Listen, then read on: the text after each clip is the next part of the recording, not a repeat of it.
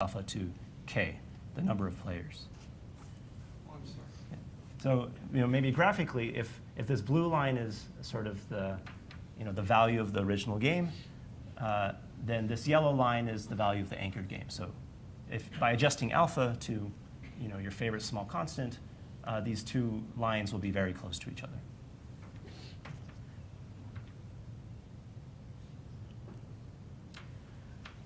So we have this anchoring transformation. Now let me tell you about the theorems we prove. So the first theorem is a multiplayer classical parallel repetition theorem. If you start off with a k-player game G, and the classical value is 1 minus epsilon, then when we anchor the game and then repeat it, the value of this game has a bound that looks exactly like Raz's theorem, 1 minus epsilon cubed to the n over s. So we have exponential decay. In the quantum case, if G is a 2-player game and it has an entangled value 1 minus delta, then we also have exponential decay, albeit with slightly worse parameters. It's 1 minus delta to the 8 raised to the n over s. So those are the theorems we prove. And like I said, these two theorems suffice to achieve gap amplification.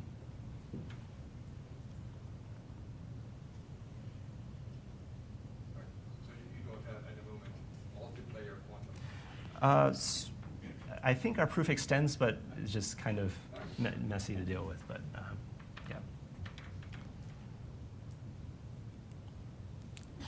So let me present two applications of our theorems.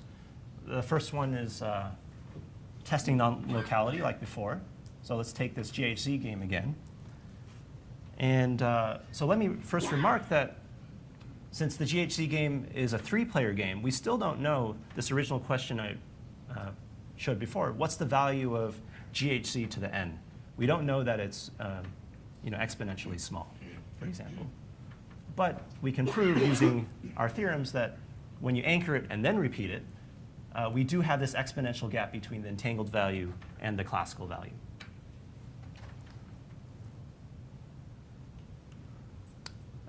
The second application is to complexity theory. So suppose we have the following statement. Suppose it is NP hard, or QMA hard, to distinguish between the following. Given a game G, whether the entangled value of this game is 1 or less than 1 minus delta. Okay, so let's say this is a 2-player game.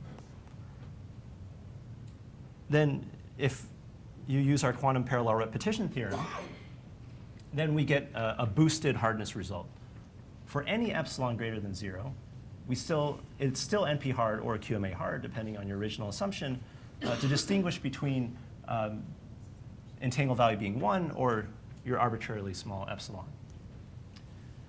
And let me point out that this statement is for constant delta is still not known.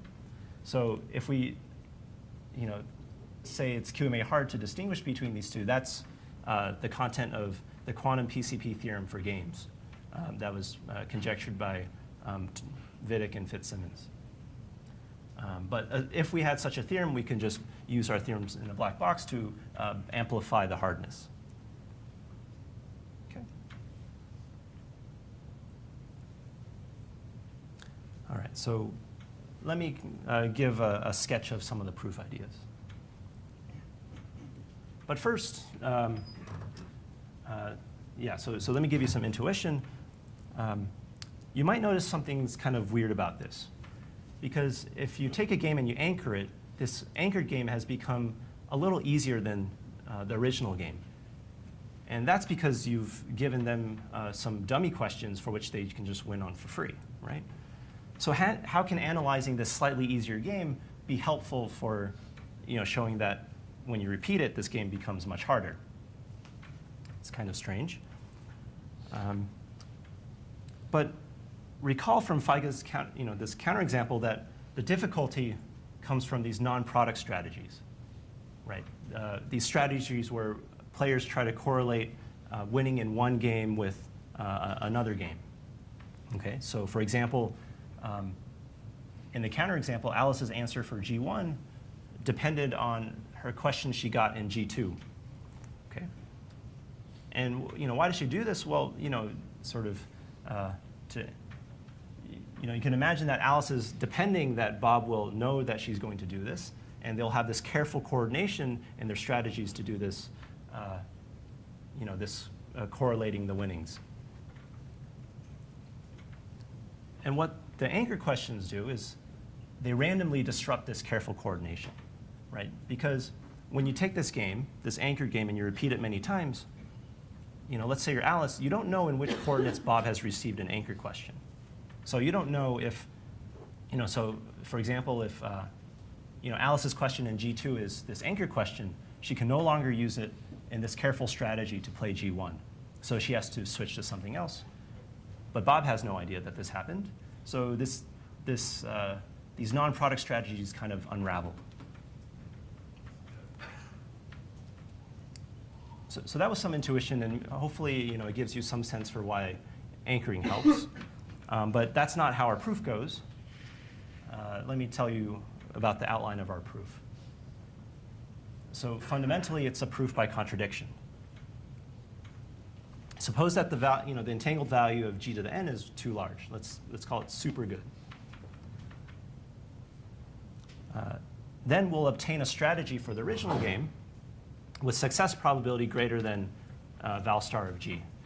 But clearly, this is a contradiction. So let's carry this out. So let's fix a super good strategy for g to the n. And what does a strategy look like? Well, it's some entangled state shared between the two players. And for any question tuple that Alice might receive, Alice has some POVM that she uses to measure her side of the state.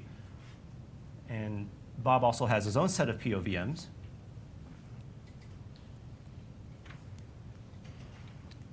It's not too hard to see that if we have a super good strategy, then just by simply breaking up the probability of winning all the games into conditional probabilities, you get that there are many games I, such that the probability of winning the ith game, conditioned on winning all the previous games, is greater than val star of g plus some small constant.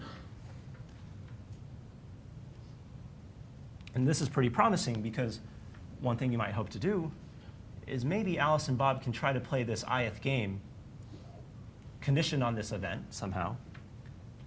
And if they're able to do this, then they're able to win with this too good probability, which would give us our contradiction.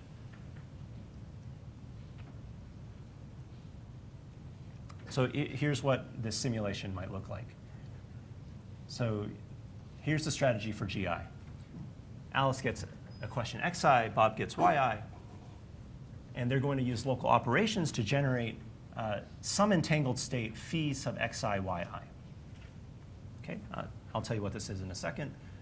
Once they have the state, they're going to measure the state to obtain answers ai and bi, and hopefully win with too good probability. What the state represents is the behavior of Alice and Bob in this super good strategy, this for the g to the n, conditioned on winning the first I minus 1 games and having inputs xi, yi.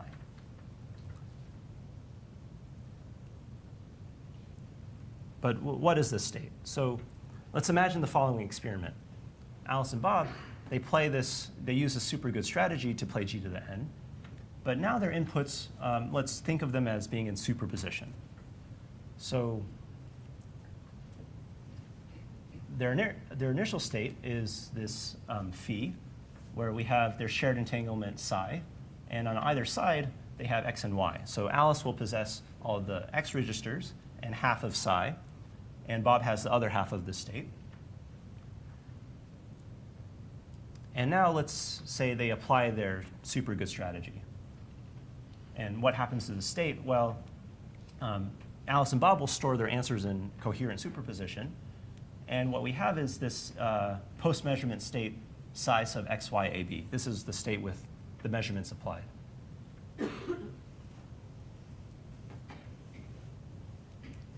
Okay, so we have the state, but now let's condition it on these events we've wanted to work with. So let's condition it on winning the first I minus 1 games, and particular questions xi and yi. And now we have this conditioned state. Okay, so just think of this state phi sub xi yi is being a post-measurement state after winning the first I-1 games and having particular inputs.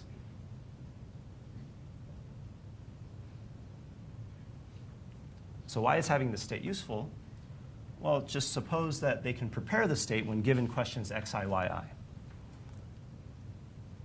Now, if they measure, let's say Alice measures her answer register A and gets this AI, and Bob measures his answer register BI, then the answers will win with probability close to this conditional probability we saw earlier, which would be our contradiction. So now we would like to sample it, but here's the problem. It's not clear how to actually locally sample this particular state. And this is a primary challenge for proving a quantum parallel repetition theorem.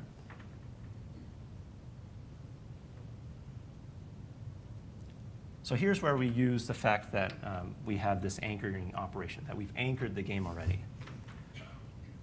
So we carefully redefine this state phi of xi, yi. It closely resembles what we just saw earlier, but this state will now have two very desirable properties. The first one is that it's useful. It allows Alice and Bob to win with high probability.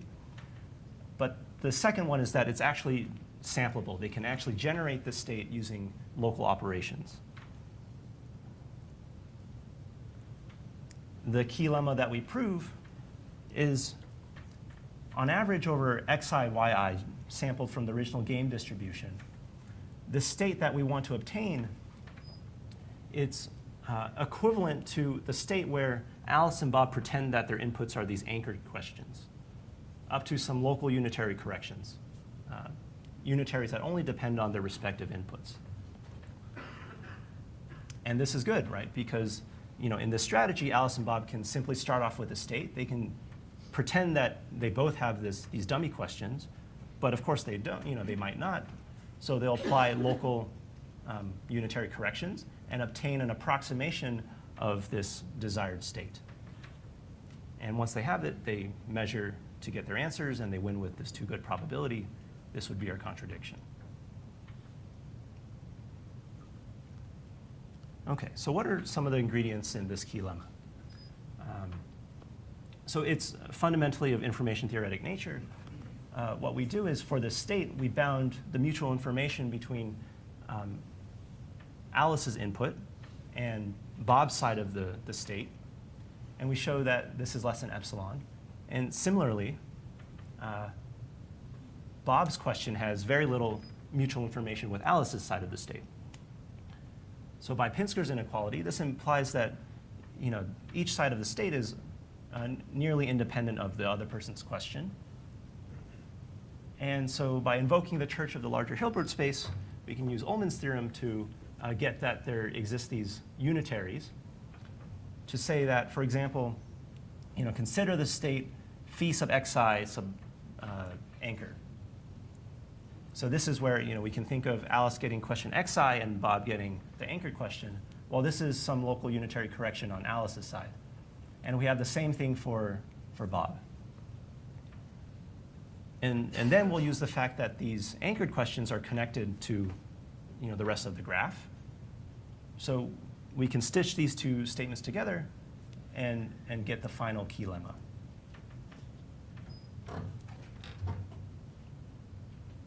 And putting everything together, we get our quantum parallel repetition theorem.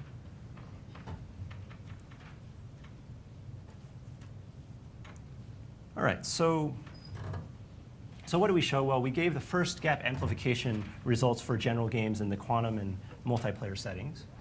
But what are some future directions? Well, the first is, are there other applications of anchoring? Or more generally, just changing the game or say the channel that you're working with.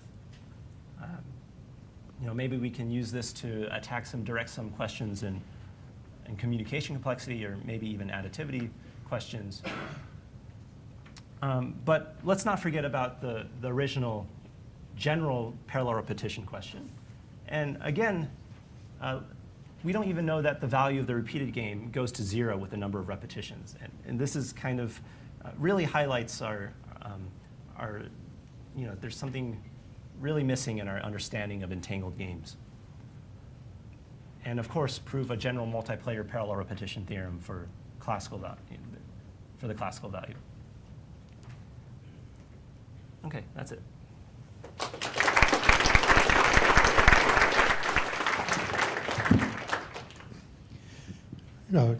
Question, Aaron? So you could think of the anchoring as taking their input and passing it through an erasure channel. Mm-hmm.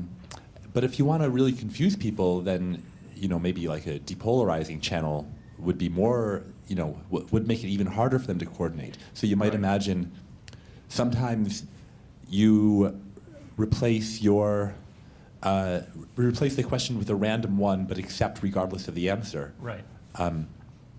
Is that just something that would give you just a constant factor, or is it? Have you thought about that? I mean, that would also work as well. Okay. In fact, this is like what Feige and Kilian do. Okay. Yeah.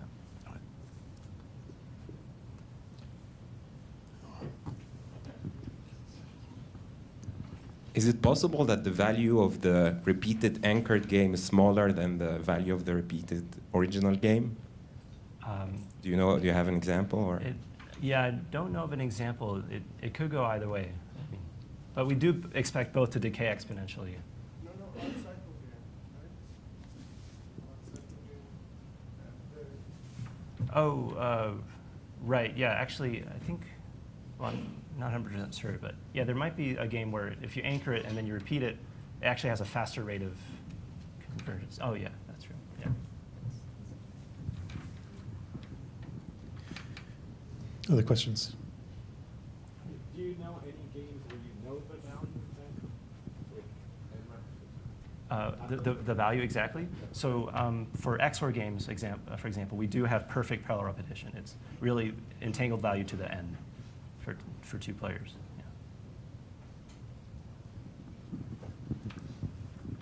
Yeah. Is there a problem that you can show that these unitaries exist to sample the state, but you don't know what that is because it comes from they come from Ullmann's theorem? Right. Yeah. We don't have a. Yeah. We just use Ullmann's theorem, and it just gives the unitaries. You had 2 theorems on the anchored games, and there was equality, and it's a bit surprising to me because Razor's theorem had only inequality. Oh, right. So I think that's a typo. It should be. It's an upper bound. Let's see. Yeah, these should be upper bounds. The value, of course, could be less.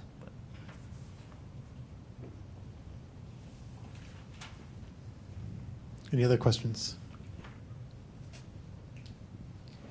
Oh, okay, let's thank the speaker again.